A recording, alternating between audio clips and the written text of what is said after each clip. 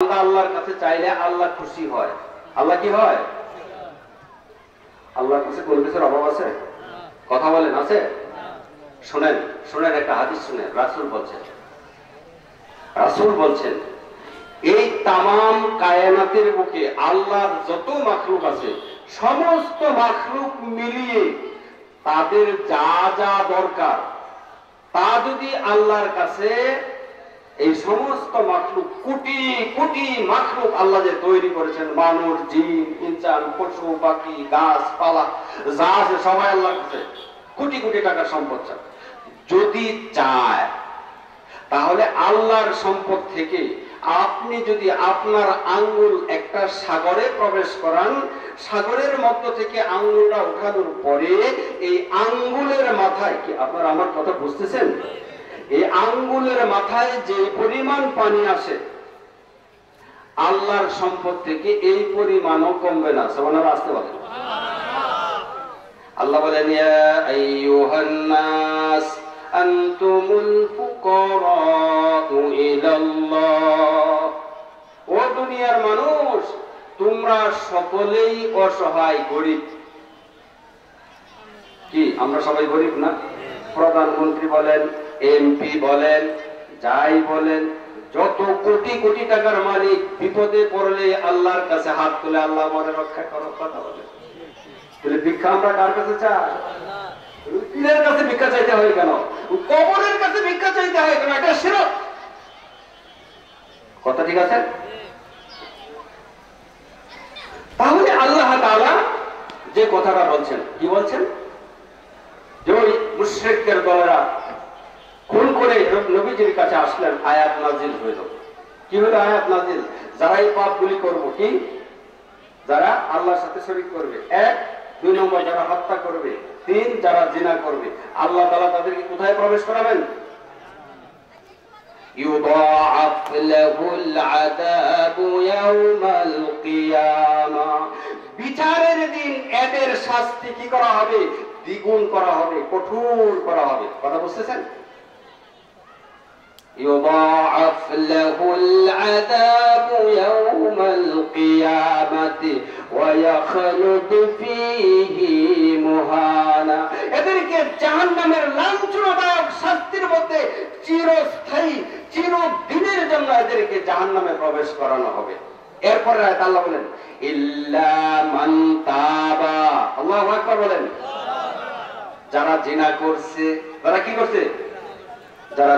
যারা খুন করেছে, যারা আল্লাহর সাথে শরীক করেছে, যারা জিনা করেছে আর যারা খুন করেছে, যদি তারা তওবা করে, কি করে? ইল্লা মান তাবা, তওবা করলো, আল্লাহ মাফ চাই, ওয়া আমানা, আল্লাহ তোমার পরিমাণ আল্লাহ বিশ্বাস করলাম, কি করলাম? তওবাও করলাম, তোমার উপর বিশ্বাস করলাম, ওয়া আমানা ওয়া আমিলা আমালান সালিহা, এবং যতদিন দুনিয়াতে বেঁচে থাকে নেক আমল করে। কি কি পাপ করতে? যত ধরনের পাপ আপনি করেন, পাপ করার পরে আপনি কি করলেন? তওবা করলেন। তওবা মানে কি? আল্লাহ আমি আর করতাম না, আমি লজ্জিত, আমি অনুতপ্ত, তোমার কাছে ক্ষমা চাই। ফাউলাইকা ইউবাদদিলুল্লাহু সাইয়্যাতিহিম হাসানাত। আল্লাহ তাআলা এই তওবা করার কারণে তার অতীতের সমস্ত গুনাহগুলো আল্লাহ তাআলা মাফ করে দিয়েছেন। ওয়া কানা আল্লাহু গফুরার রহিম। আল্লাহ ক্ষমাশীল ও দয়ালু। সুবহানাল্লাহ, আসতে বলবেন। তো নবীজির কাছে আসলে যে আমরা এই পাপ করছি, আল্লাহ বলেন যে তোমাদেরকে আল্লাহ তাআলা কি করবেন? তোমাদেরকে আল্লাহ তাআলা ক্ষমা করে দিয়েছেন। সুবহানাল্লাহ বলেন। এই জন্য আমি বলছিলাম যে একটা প্রেসক্রিপশন আপনাদেরকে দেব। এই প্রেসক্রিপশনের উপর আমল করলে দুনিয়াতেও শান্তি পাবেন, কবরের জগতে হাসর মিজানেও শান্তি পাবেন। তো আল্লাহ তাআলা যুগের শপথ করে বলছেন ওয়াল আস ইন্নাল ইনসানা লাফি খুসর। নিশ্চয় মানুষ, ইন্নাল ইনসানা, নিশ্চয় মানুষ, লাফি খুসরে, এর মধ্যে আছে, ধ্বংসের মধ্যে। মানুষ কিসের মধ্যে আছে? আল্লাহ বলেন পৃথিবীর মানুষ ধ্বংসের মধ্যে আছে, ক্ষতির মধ্যে আছে। এরপর আল্লাহ বলছেন ইল্লাল্লাযীনা আমানু ওয়া আমিলুস সালিহাত, তবে 4 প্রকার মানুষ ক্ষতির মধ্যে নাই। কথা বুঝতেছেন? কয় প্রকার শুনবেন? আমি 10 মিনিটের মধ্যে শেষ করে দিচ্ছি। 4 প্রকার মানুষ ক্ষতির মধ্যে নাই। কয় প্রকার? 4 প্রকার মানুষ ক্ষতির মধ্যে নাই, ধ্বংসের মধ্যে নাই। 1 নাম্বার হচ্ছে ইল্লাল্লাযীনা আমানু, যারা ঈমানদার। সুবহানাল্লাহ, আস্তে বলেন। যারা কি? এখানে আপনারা যারা আছেন আপনারা ঈমানদার তো? কি সন্দেহ হয়? আল্লাহর উপর, আল্লাহকে বিশ্বাস করেন না? জান্নাত জাহান্নাম বিশ্বাস করেন না? মৃত্যু হবে, আল্লাহর কাছে জবাবদিহি করতে হবে, বিশ্বাস করেন না? আমার আলোচনার ভূমিকায় এই কথাগুলি বলছিলাম। কথা বলেন ঠিক না ঠিক? আমরা আল্লাহর উপর বিশ্বাস করি, আল্লাহর উপর আমরা ঈমান এনেছি এবং আল্লাহ পাকের যাবতীয় অস্তিত্বকে আমরা বিশ্বাস করি। কথা বলেন ঠিক না ঠিক? এই যে বিশাল আকাশ, এই পৃথিবী কে সৃষ্টি করছে? কথা বলেন। অন্য কেউ আছে? এই সূর্য উঠে সূর্য অস্ত যায়, কে করেন? এর উপর আমরা কি করেছি? 1 নম্বর ঈমানদার। 1 নম্বর কারা? ঈমানদার। ঈমানদাররা ধ্বংসের মধ্যে নাই, ক্ষতির মধ্যে নাই।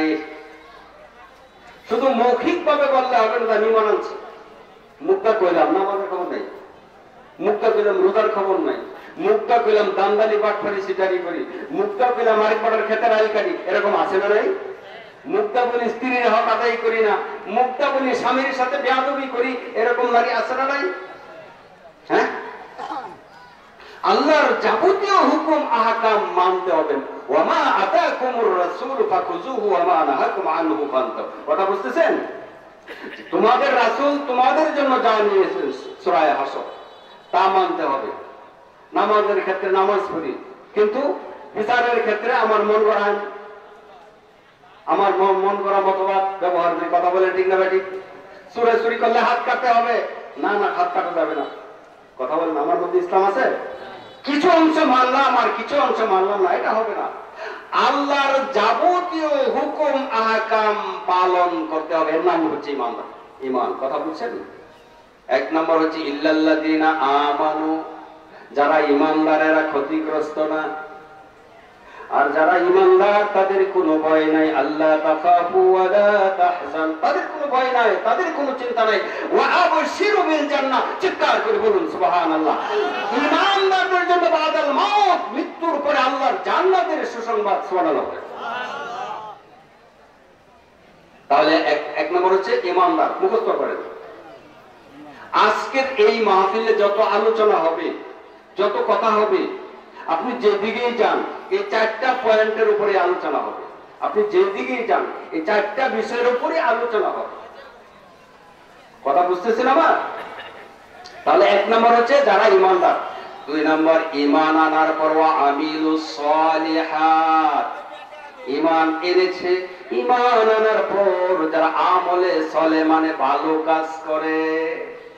কথা বুঝতেছেন? ভালো কাজ করে, ভালো কাজ করে। আপনি ভালো কাজ করতে গেলেন, একজন মানুষ ভালো কাজ করে, আপনি তাকে সমর্থন করবেন, তাকে রায় দিবেন। যদি সেখানে আপনি রায় না দেন তাহলে কি আপনি ভালো কাজ করলেন? একটা মানুষ যখন ভালো কাজ করে আর আপনি যদি ভালো কাজের উপর রায় দেন, আল্লাহ তাআলা আপনার আমলনামা এই রায় দেওয়ার কারণে মসজিদে নববীতে বসে একটানা 1 মাস ইতিকাফ করলে যে সব, তার চেয়ে বেশি তো আল্লাহ তাআলা আপনার আমল। এরকম ভাবে একটা নেক আমল আপনি একজনকে করার জন্য উদ্বুদ্ধ করলেন যে ভাই তুমি এই কাজটা করো, ভাই আমি এই কাজটা করতেছি, ভাই তুমিও করো। তাহলে তার উপদেশ দিলেন করার জন্য, এটা কি ভালো না? পরামর্শ দিলেন, তার একটা জরুরত পুরা করলেন, তার একটা অভাব পূরণ করলেন। মসজিদে নববীতে বসে 1 মাস ইতিকাফ করলে যে সব, তার চেয়ে বেশি তো আপনার আমল। কি আপনারা আমার কথা বুঝতেছেন? তাহলে 1 নম্বর ঈমানদার। 2 নম্বর হচ্ছে ঈমান আনার পরে কি নেক আমল করতে হবে। খারাপ কাজের দ্বারে কাছে যাওয়া যাবে না। পাপ কাজ করা যাবে না, পাপকে ভয় করতে হবে। খবরদার, আমার আল্লাহ দেখতেছেন। কি পাপ করলে আল্লাহ দেখে না? কথা বলেন। এই যে আমি ওয়াজ করতেছি, আমার আল্লাহ আমার দিকে তাকিয়ে আছেন, আপনারা শুনতেছেন, আপনাদের দিকে আল্লাহ তাকিয়ে আছেন। এজন্য রাসূল বলেছেন, আনতাবুদাল্লাহা কাআন্নাকা তারাহু ফাইন লাম তাকুন তারাহু ফাইন্নাহু ইয়ারাকা। বুখারী, মুসলিম, তিরমিজি এবং মেশকাতে 4টা হাদিসের কিতাবের মধ্যে হাদিসটা আছে। যখন তুমি নামাজ পড়বে, যখন তুমি আল্লাহর গোলামি করবে, ইবাদত করবে, তখন তোমাকে মনে করতে হবে যে আমাকে আমার আল্লাহ দেখতেছেন। কি দেখেন? ফাইন লাম তাকুন তারাহু ফাইন্নাহু ইয়ারাকা। আর যদি তুমি মনে করো হ্যাঁ যে তুমি তোমার আল্লাহকে দেখো না, তোমার আল্লাহ তোমাকে দেখতেছেন। সুবহানাল্লাহ। কি আল্লাহ দেখে নাই? কিন্তু এই মন নিয়ে, এই মন মানসিকতা নিয়ে আমরা কি ইবাদত করি? নামাজের মধ্যে দুনিয়ার মতো চিন্তা, সেখানে যায় তাড়াহুড়া। দেখবেন 2 মিনিটের মধ্যে 4 রাকাত নামাজ পড়ে মনোযোগ করে মসজিদে বাড়ি যেতেছে। আছে না নাই? মিয়া কার সামনে বাটপারি করে? যে মহান হাকিম তোমাকে সৃষ্টি করেছেন, যে আল্লাহ তোমাকে নিয়ামত দিয়েছেন, যে আল্লাহ তোমার শান্তির ব্যবস্থা করেছেন, তুমি সেই হাকিমের সামনে আল্লাহু আকবার বলে দাঁড়িয়ে কি করছো তুমি? কথা বলেন, এরকম হচ্ছে কিনা? সেজদা দেয়, কাকের মতো ঠুকুর দেয়, তাড়াহুড়া। আল্লাহ কি দেখতেছে না? এটার নাম আমলে চলে না, এটার নাম নেক আমল না। নামাজ ধীর এবং স্থিরতার সহিত তুমি পড়ো যে আমার আল্লাহ দেখতেছে, কোন জায়গা আমার বেয়াদবি হয়ে যায়। কথা বুঝতেছেন? ধীরে স্থিরে আদায় করেন, আমল অল্প করেন, বেশি দরকার নেই, অল্প আমল করেন, সেটা শুদ্ধভাবে সঠিকভাবে আদায় করেন, নাজাতের জড়িয়া হয়ে যাবে। সোহাগ। তাহলে 2 নম্বর গেল, 2 নম্বর ট্যাবলেট ওষুধ দিলাম। 1 নম্বর ঈমান, 2 নম্বর নেক আমল, আর 3 নম্বর হলে ওয়াতাওয়াসাউ বিল হক। পরস্পর পরস্পরকে হকের দাওয়াত দেবেন। হক মানে তা'মুরুনা বিল মারুফ। কি তা'মুরুনা বিল মারুফ? এর অর্থ হচ্ছে সৎ কাজের, ভালো কাজের উপদেশ দিবেন। ভালো কাজের উপদেশ। কেন আমরা উপদেশ দেন? একটা মানুষকে ভালো কাজ করবার চায়, নিজে তো করেই না, আরেকজনকে না করার জন্য কত ধরনের বাধা। কথা বলেন ঠিক না বেশি? এগুলি করবেন না, এগুলি করবেন না। ঠিক আছে? ওয়াতাওয়াসাউ বিস সবর। পরস্পর পরস্পরকে ধৈর্যের জন্য উপদেশ দেওয়া। ধৈর্য মানে ওয়াতানহাউনা আনিল মুনকার। ধৈর্য মানে এই আয়াতের ব্যাখ্যা আমার করতে গেলে আমার মনে 3 ঘন্টা শেষ হবে না। তাফসীরের আলোকে কথা বলতে গেলে শুধু খালি সার কথাটা, মূল কথাটা আপনাদের সামনে তুলে ধরলাম। তো ওয়াতানহাউনা আনিল মুনকার, একটা মানুষ পাপ কাজ করে, কথা বল বুঝেন, একটা মানুষ পাপ কাজ করে। পাপ কি? জিনা করে। জামাই গেছে বিদেশ, পাশের বাড়ির এক ছেলের সাথে পরকীয়া প্রেমে পাগল, অন্ত এনে নিয়ে আসে, অবৈধ মেলামেশা লিপ্ত হচ্ছে। এখন মসজিদের ইমাম সাহেব জানতে পারছে যে এই লোকটা তো পরকীয়া বোঝে না, আরেক বেটার বউয়ের সাথে খারাপ কাজ করে, এরকম আছে না নাই? আরেক বেটার মেয়ের সাথে খারাপ কাজ করছে, এরকম আছে না নাই? ভাই তুমি যে কাজটা করতেছো, কাজটা অন্যায়, এই কাজটা করো না। তার জন্য তার কাছে কিন্তু খারাপ লাগে, খারাপ লাগে না? কথা বলেন যে আমি এই কাজে ব্যস্ত, আমার নিষেধ করে। বারবার যখন একটা লোক মদ খায়, একটা লোক সুদ খায়, ঘুষ খায়, তাকে যখন আপনি নিষেধ করার জন্য উদ্বুদ্ধ করবেন, তখন কি হবে? তখন তার মনে কষ্ট হবে। এই জন্যই কোরআনের এই আয়াতে কারিমার মধ্যে বলছেন ওয়াতাওয়াসাউ বিস সবর, মানে ওয়াতানহাউনা আনিল মুনকার, অসৎ কাজ থেকে বিরত রাখার জন্য তাকে যখন আপনি উপদেশ দিবেন, ওই কাজ থেকে বিরত থাকার জন্য তার জন্য কষ্ট হবে। সবর করাটা, ধৈর্য ধারণ করাটা তার জন্য কষ্ট হবে। এই জন্য এই 4টা কাজ যে ব্যক্তি করবে, সে দুনিয়াতেও শান্তি পাবে, মৃত্যুর পরে কবরের জগতে আল্লাহ তাকে শান্তি দিবেন, এবং জাহান্নামের আগুন থেকে মুক্তি দিয়ে আল্লাহ তাকে জান্নাতের ফয়সালা করে দেবেন। রাজি আছেন? কয়টা কাজ? 1 নম্বর ঈমান, ঈমানকে পাকাপোক্ত করতে হবে। ঈমানের পিছনে কি করতে হবে? 2 নম্বর নেক আমল করতে হবে।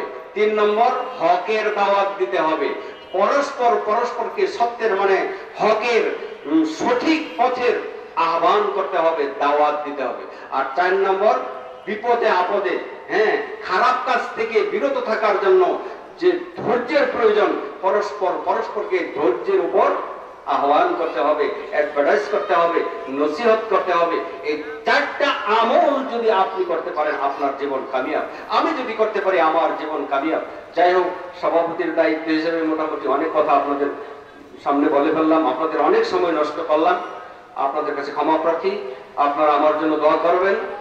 আপনারা শেষ পর্যন্ত, এখন তো আপনি নিশ্চিত না, কথা বলেন অনেক শীত, শেষ পর্যন্ত ওলামায়ে কেরাম বয়ান করবেন।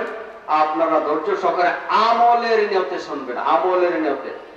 কথা ঠিক আছে?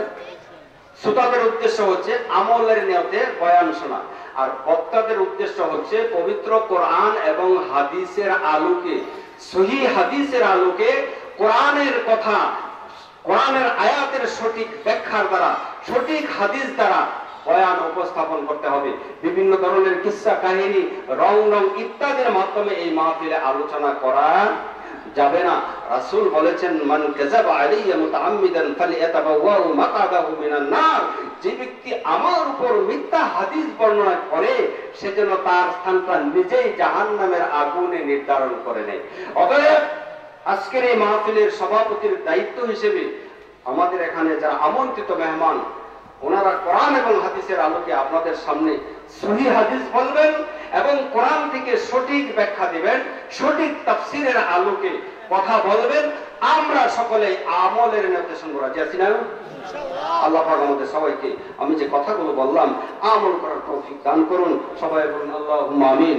সুবহানাকাল্লাহুম্মা ওয়া বিহামদিকা আশহাদু আল্লা ইলাহা ইল্লা আনতা আস্তাগফিরুকা ওয়া আতুবু ইলাইক।